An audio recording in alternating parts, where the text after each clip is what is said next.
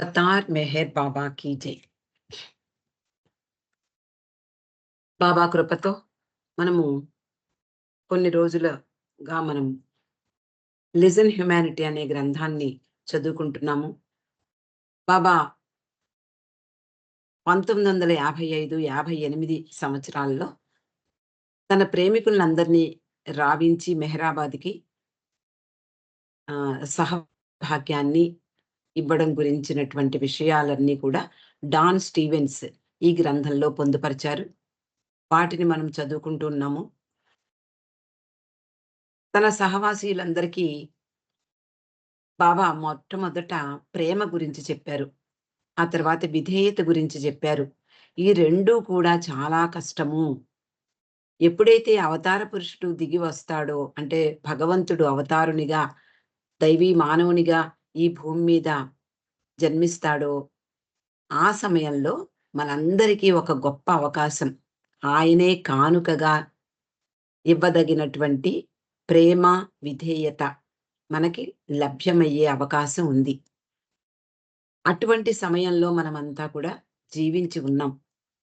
ఆయన యొక్క కృపా కటాక్షంతో ప్రతిరోజు ఏవో కొన్ని సందేశాలు కానివ్వండి, బుక్స్ కానివ్వండి, ఆయన గురించినటువంటి విషయాలు ఎన్నో తెలుసుకుంటూ ఉన్నాం. ఏది ప్రధానం? ఈ ప్రపంచంలో దేని గురించి మనం వర్రీ అవ్వాలి? దేని గురించినటువంటి విషయాలు మనసుకు పట్టించుకోవాలి? వేటిని వదిలెయ్యాలి? ఇవన్నీ కూడా బాబా సాహిత్యంలో దొరికినంతగా మనకు అంతకు ముందెన్నడూ కూడా లభ్యమవ్వలేదు. బాబా ఇలా ప్రేమ గురించి, విధేయత గురించి చెబుతూ మధ్యాహ్నం సమయమైంది. మీ అందరికీ భోజన సమయం అయింది. అందువలన వెళ్లి భోజనం చెయ్యండి అన్నారు. అంతేకాకుండా అందరినీ సరిగ్గా తినండి సుమా.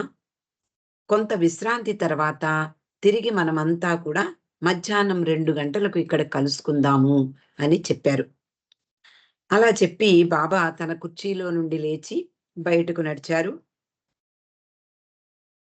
ఈ మండలి హాలు బయట ఒక చోట చిన్న కుటీరం నిర్మింపచేశారు బాబా సౌకర్యం కోసం. అందులోకి వెళ్లారు. సహవాసీలందరూ చిన్న, పెద్ద బృందాలుగా విడిపోయి హడావిడిగా మాట్లాడుకోవడం మొదలుపెట్టారు. అప్పటి వరకు బాబా ఎదురుగుండా ఉన్నారు. దివ్య తేజస్సుతో వెలిగిపోతూ కూర్చుని ఉన్నారు. అందరినీ పలుకరిస్తున్నారు. మెడ నిండా పూలమాలలతో, దివ్య సౌందర్యంతో వెలిగిపోతూ ఉన్నారు. ఇంకా ఆయన్ని చూడకుండా ఇంక దేన్ని చూస్తారు? అలాగే ఆయన గురించి ఆలోచించకుండా దేని గురించి ఆలోచిస్తారు? వీళ్ళకి కొంచెం విరామం ఇచ్చి బాబా లోపలికి వెళ్ళిపోగానే మళ్ళీ మామూలే మనకి ఆహ్, మాయలో ఉంటాము. మాటలు మొదలవుతాయి. కాబట్టి వాళ్ళందరూ కూడా చిన్న చిన్న బృందాలుగాను, పెద్ద పెద్ద బృందాలుగాను విడిపోయి అంటే బాబా గురించి మాట్లాడుకోవచ్చు.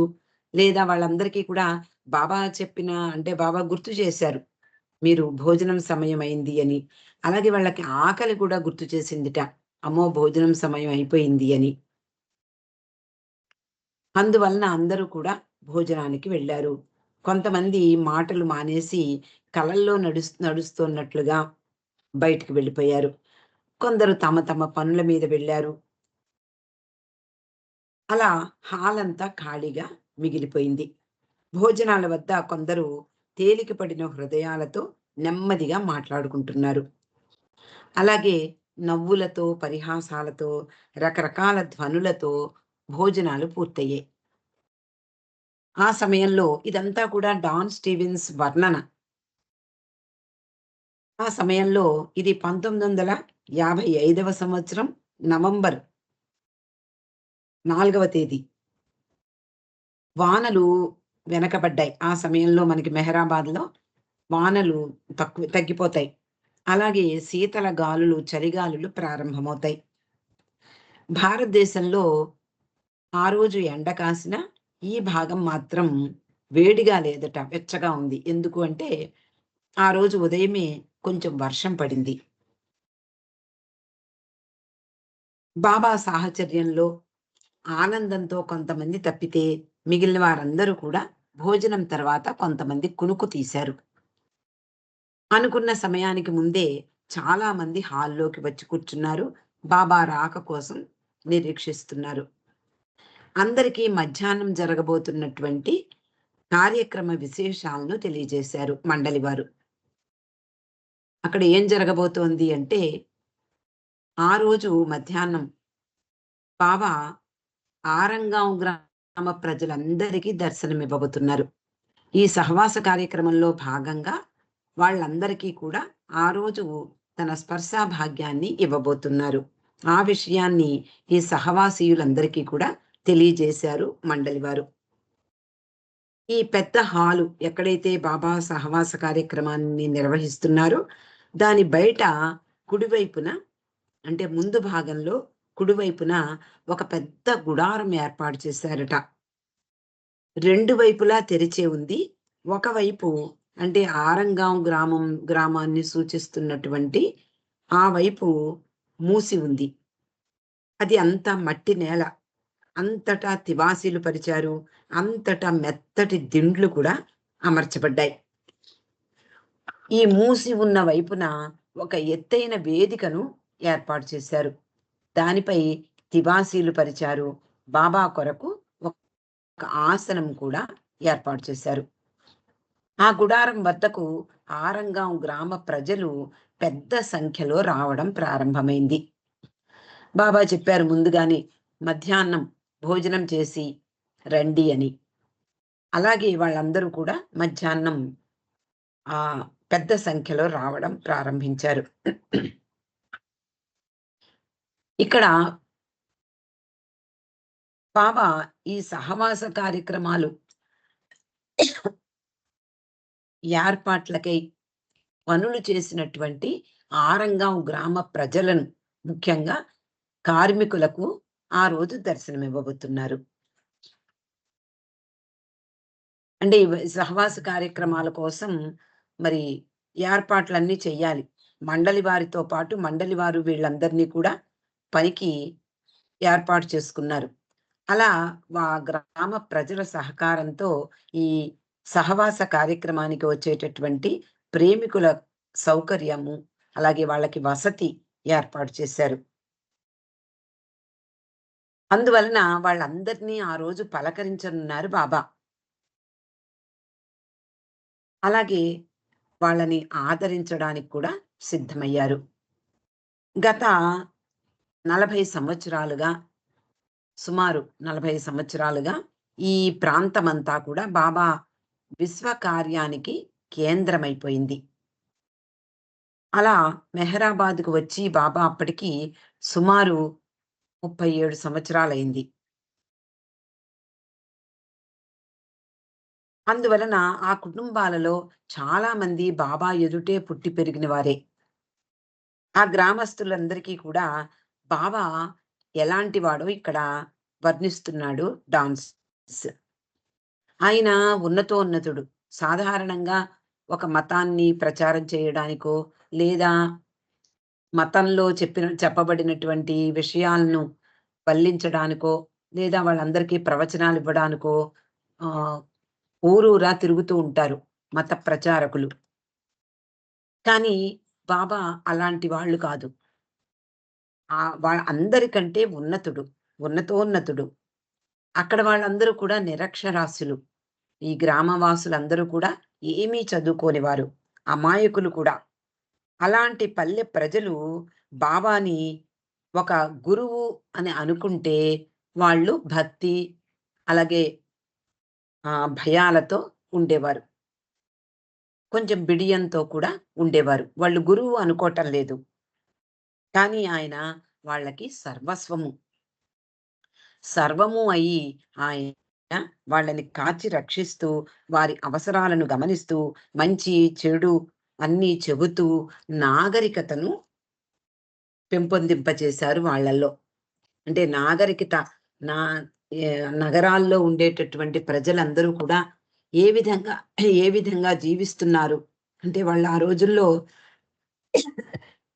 ఆ రోజుల్లో గొడ్డు మాంసం తినేవారు.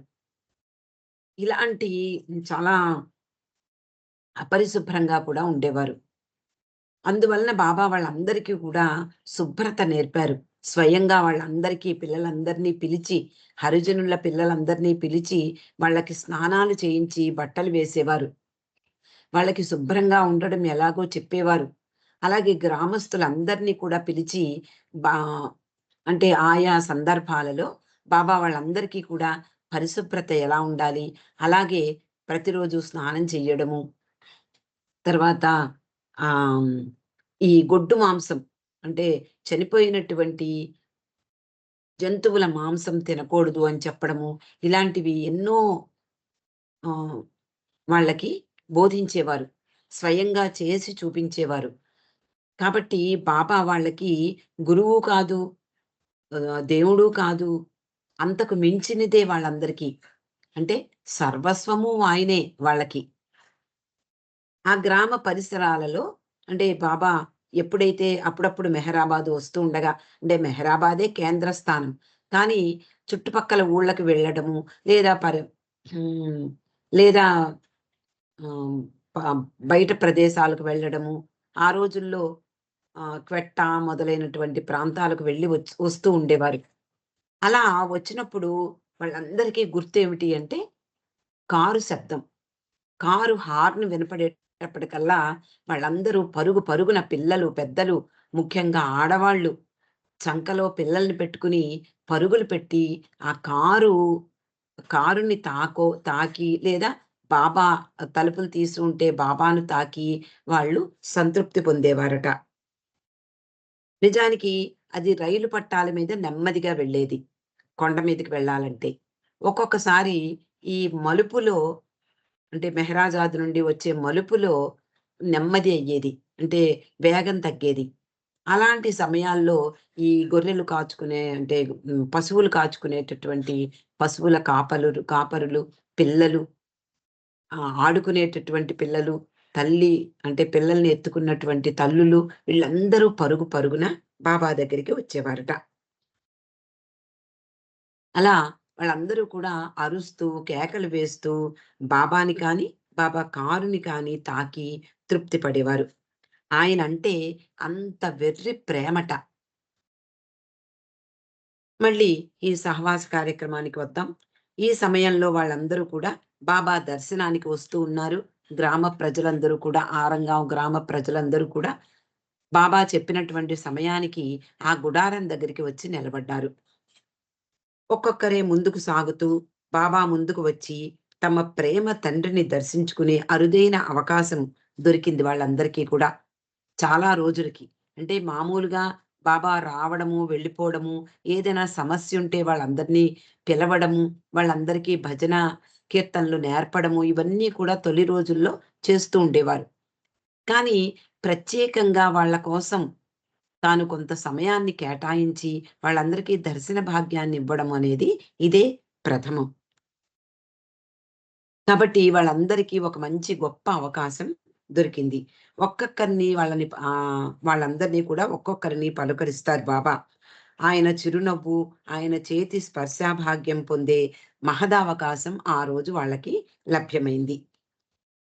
ఇక్కడ డాన్ స్టీవెన్స్ ఇదంతా కూడా వర్ణన ఆయనే చేస్తున్నాడు.